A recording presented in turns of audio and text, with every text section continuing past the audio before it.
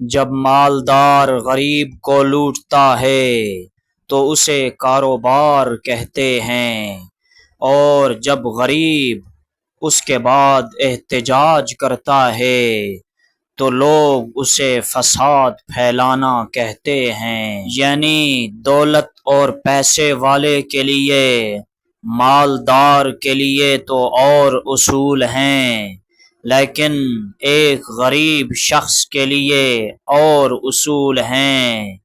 یہ منافقت، دوغلا پن، دوہرا پن، کھوکھلا پن، ہاں بے ایمانی، لاقانونیت، عدم مساوات اور ظلم کی انتہا ہے۔ اس چکی کے اندر غریب کو بے دردی سے پیسا جا رہا ہے۔ اسی عدم مساوات اور لاقانونیت کے ظلم و تشدد کی وجہ سے دن بدن، روز بروز غریب غریب سے غریب تر اور امیر امیر سے امیر تر ہوتا چلا جا رہا ہے۔ انہی چیزوں کو دیکھ کر کسی نے کہا تھا کہ ہم آہ بھی بھرتے ہیں تو ہو جاتے ہیں بدنام، وہ قتل بھی کر دیں تو چرچا نہیں ہوتا۔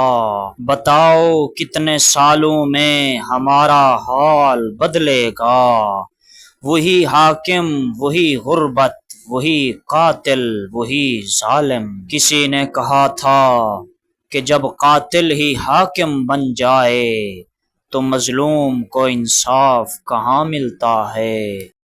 غربت اگر انقلاب پیدا نہ کر سکے تو پھر مجرم پیدا کرتی ہے۔ غربت اگر باہمت جری جوان پیدا نہ کر سکے تو وہ بے ایمان پیدا کرتی ہے۔ غربت اگر غربت سے لڑنے والا شخص پیدا نہ کر سکے تو غربت کو بدنام کرنے والا شخص پیدا کرتی ہے۔ غربت اگر ایماندار، امانت دار، دیانت دار شخص پیدا نہ کر سکے تو پھر وہ بے ایمان اور خائن پیدا کرتی ہے۔ غربت اگر عادل پیدا نہ کر سکے تو ظالم پیدا کرتی ہے۔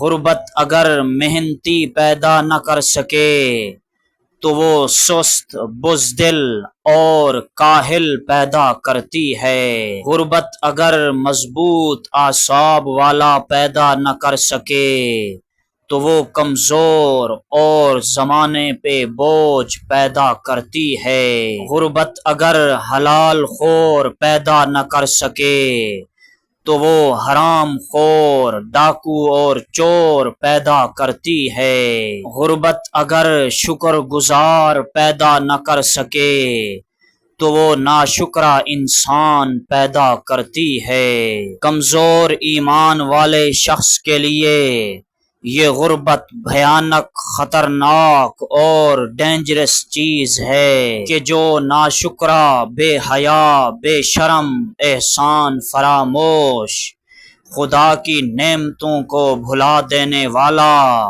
اور خدا سے گلے شکوے کرنے والا، خدا سے خدا کی شکایتیں لگانے والا انسان پیدا کرتی ہے کہ جو پل پل، ہر وقت، ہر سیکنڈ کے اندر خدا کی بے شمار لازوال نعمتوں کو بھلانے والا شخص پیدا کرتی ہے۔